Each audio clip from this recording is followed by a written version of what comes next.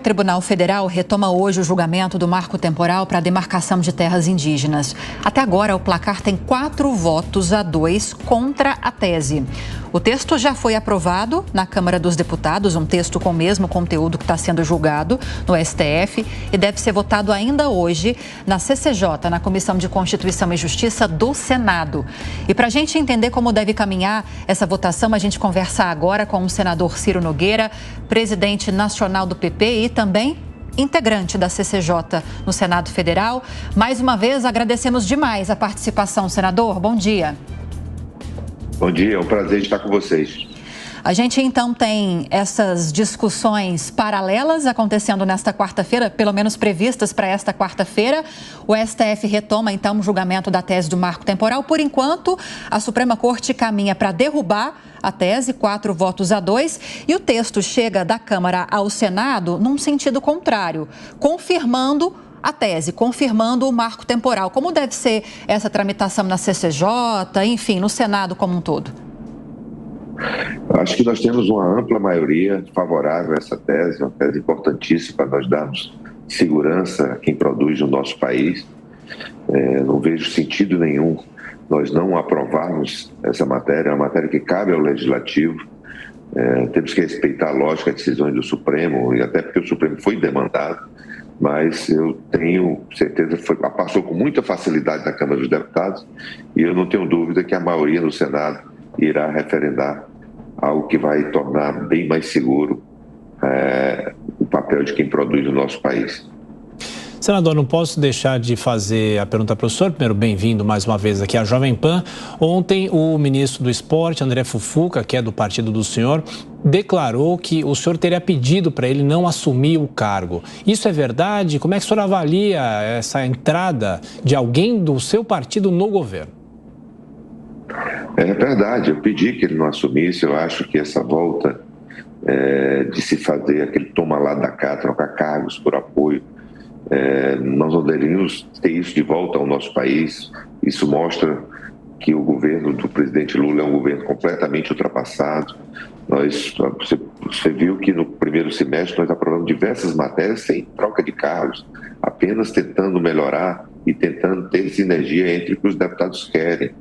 Eu acho que nós temos que cumprir o nosso papel na oposição. Os progressistas não votaram no presidente Lula, não estiveram a seu lado nas eleições, e a população brasileira que tem sinergia, que tem sintonia com os progressistas, querem que os progressistas permaneçam na oposição, como eles irão ficar até o final desse governo. Senador, agora eu vou abrir espaço para os nossos comentaristas. A Amanda Klein tem uma pergunta. Oi, senador, bom dia, prazer falar com o senhor. Vou insistir nesse mesmo tema, senador, porque ele é amplo, né, e complexo. Numa entrevista essa semana, publicada no jornal Folha de São Paulo, o presidente da Câmara do seu partido, Arthur Lira, diz que quando um partido como o PP indica um líder do partido, né, no caso André Fufuca, para um ministério, é natural que esse partido passe a integrar o novo governo, passe a fazer parte da base aliada. Isso contrasta com a sua afirmação de que o PP é um partido independente. Lira foi além, fez uma conta, um cálculo de que hoje Lula teria, o governo teria em torno de 340 ou 350 votos na Câmara a favor do governo. Afinal de contas, o PP é um partido independente, é um partido que integra a base aliada do governo. Fica muito difícil para o telespectador, o cidadão leigo, entender essa divisão. Amanda, o PP não é nem de independente, o PP é de oposição. Foi assim que as urnas nos deixaram na eleição. Nós votamos no presidente Jair Messias Bolsonaro. A população não é a favor de troca de toma lá da cá, esse retrocesso de voltar ao passado, onde se entregava as nossas estatais para os partidos políticos e por isso elas deram tanto prejuízo, se entregar cargos porteira fechada. A população, você pode fazer uma pesquisa de opinião, a população não quer isso. A população quer que os seus deputados permaneçam na oposição, façam uma oposição ao governo, não ao Brasil, como os progressistas têm feito. E eu posso lhe garantir, enquanto eu for presidente dos progressistas, nós não iremos apoiar esse governo. Mas, senador, desculpe, isso não faz sentido. Só para continuar, como assim? Tem um ministro no governo, o presidente da Câmara dos Deputados, que é do partido, está dizendo que integra a base aliada, e o senhor, que é presidente do partido, diz que é de oposição? Fica uma confusão na cabeça de todo Amanda, mundo, quem né? fala e quem tem autoridade para falar em nome dos progressistas, eu volto a lembrar que os progressistas não são só os deputados da Câmara, não. Nós temos senadores, nós temos deputados estaduais, nós temos prefeitos, vereadores. Eu posso lhe garantir que 90% dessas pessoas têm um viés de oposição, não tem sinergia, não tem sintonia com esse governo que nós não acreditamos. Então, quem fala em nome dos progressistas é o seu presidente, que sou eu. Bom, na sequência, senadora, a pergunta de Roberto Mota. Bom dia, senador. Um prazer falar com o senhor. Bom dia. Senador, muitos consideram a ausência do povo no feriado de 7 de setembro como uma expressão de rejeição da população ao governo de esquerda do PT. Levando-se isso em consideração, o que o senhor espera do desempenho da direita nas eleições do ano que vem? Alberto, você não tenha dúvida, vai ser a maior vitória de um grupo político da história do nosso país. Eu tenho dito e quero ser cobrado depois dessas eleições que a esquerda, o PT, não irá fazer um prefeito de grande cidade ou de capital no Brasil, inclusive no Nordeste, que eles têm uma força enorme. Então, eu acho que vai ser uma grande derrota, porque hoje a população brasileira está completamente decepcionada. As pesquisas de opinião, você viu o Datafolha agora mostrando que os próprios eleitores do presidente Lula estão sem expectativa positiva com o nosso país. As pessoas estão hoje preocupadíssimas com o seu futuro. Nós estamos em vias de acontecer a maior crise financeira com as prefeituras de nossa história. A grande maioria dos prefeitos irão atrasar salários, deixar de pagar os seus compromissos, deixar de cumprir a sua função de cuidar da população por conta de uma crise econômica sem precedente e de uma irresponsabilidade fiscal do atual governo. E isso, pode ter certeza, irá fazer com que a direita e o centro terão a maior vitória da história política nas eleições de 2024 e eu tenho certeza que também em 2026. Senador, me deixe retomar o assunto da discussão da PEC, tanto no Senado, como da PEC, não, do projeto de lei do marco temporal, tanto no Senado como também na Suprema Corte, nesta quarta-feira, na CCJ do Senado. Tudo indica, como nós estávamos falando, que as decisões serão tomadas em sentido opostos, né?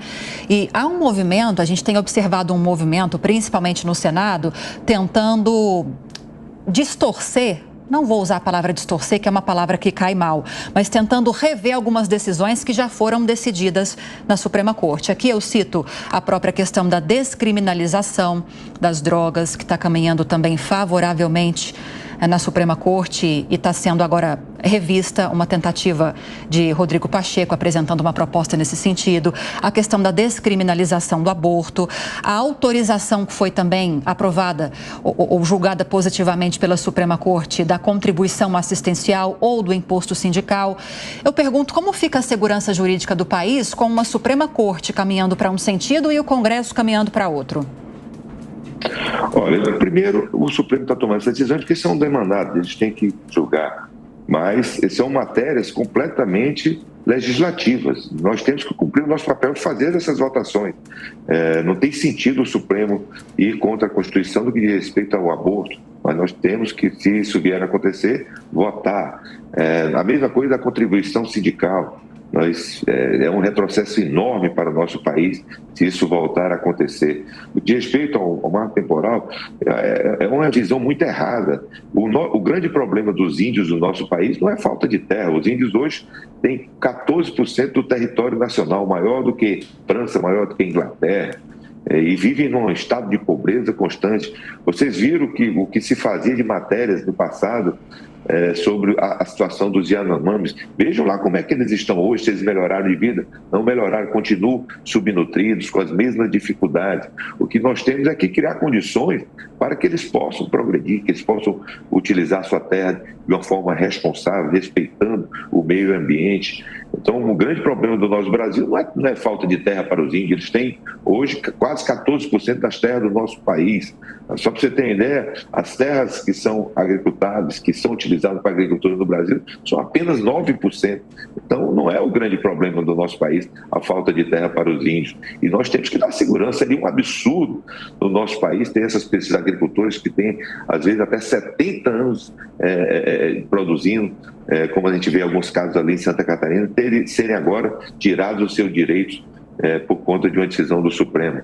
Então, eu tenho certeza que o Congresso Nacional irá votar, nós iremos aprovar no dia de hoje essa matéria na CCJ e logo posteriormente, acredito que na próxima semana, votar no plenário do Senado Federal para dar segurança jurídica às pessoas que querem produzir no nosso país. Senador Ciro Nogueira, queria perguntar para o senhor sobre reforma tributária, porque no começo da semana o presidente da Câmara afirmou que até outubro a reforma estará aprovada, mesmo se o Senado fizer alterações e a Câmara tiver de novo que se debruçar na votação. O senhor acha que esse tempo é possível ou o senhor acha que o Congresso Nacional esse ano só encerra a análise no Senado e para o ano que vem fica a volta para a Câmara? Não, eu espero que a gente vote até o final de outubro no Senado e em novembro na Câmara dos Deputados. É uma matéria importantíssima para o nosso país. Nós temos agora que tomar um cuidado para que essas pessoas que só pensam em gastar e arrecadar e assaltar o bolso do contribuinte, como pensa o atual governo, não se utilize dessa reforma para que isso ocorra. Nós temos uma grande parcela do Congresso Nacional que quer proteger, quer diminuir a carga tributária, que quer diminuir o tamanho do Estado, como pensam os progressistas, por exemplo. Amanda Klein, mais uma pergunta para o senador? Sim, senador, sobre a tal mini-reforma eleitoral, que eu acho que não tem nada de mini, né? Parece uma mega reforma eleitoral. A Câmara aprovou e ela afrouxa uma série de regras eleitorais e de prestação de contas e de tempo de inelegibilidade, diminui esse tempo de inelegibilidade, de acordo com a lei da ficha limpa. O presidente Rodrigo Pacheco diz que isso não vai ser debatido com assodamento no Senado, será debatido com mais vagar. E ainda tem a PEC da anistia que deve ser votada hoje, que representa um retrocesso para as mulheres, porque sai daquela obrigatoriedade de 30% das candidaturas, com 30% da cota para candidaturas femininas, estabelece uma reserva de 20%, ou seja, institui e coloca na Constituição, na prática, que as mulheres ficarão subrepresentadas no parlamento. Quero saber se o Senado é a favor disso. Amanda, eu acho que a mulher não vai ser subrepresentada, até porque quem decide, e nós não podemos tomar esse direito, quem decide é o eleitor. Nós temos que garantir o direito das mulheres. Eu acho que o número de mulheres tem que ser garantido, o seu direito de serem candidatas, eu defendo isso, mas a palavra final tem que ser, lógico, do eleitor. Eu espero que essa reforma não seja votada nem com assodamento, nem com parcimônia, ela tem que ser votada, como todas as matérias que são importantes no nosso país, e a reforma eleitoral é muito importante para que a gente tenha um sistema eleitoral mais condizente com os dias atuais. Para encerrar, senador, agora a pergunta de Roberto Mota, mais uma. Senador, o presidente do Partido da Causa Operária afirmou há 2 dias que Jair Bolsonaro é alvo de perseguição política devido à sua popularidade e que a perseguição apenas aumenta essa popularidade. O senhor concorda com essa visão? Eu não tenho dúvida que na história do Brasil nunca um homem público foi tão massacrado, foi criada uma narrativa contra a sua imagem absurda, como nós estamos vendo com o presidente Jair Bolsonaro. E uma coisa, Roberto, que podem ter certeza, que não vai acontecer na cabeça do eleitorado, no sentimento das pessoas, no coração das pessoas, que é transformar Jair Bolsonaro em um bandido e o Lula em um santo. Isso não condiz com a realidade e a população não vai aceitar essa narrativa.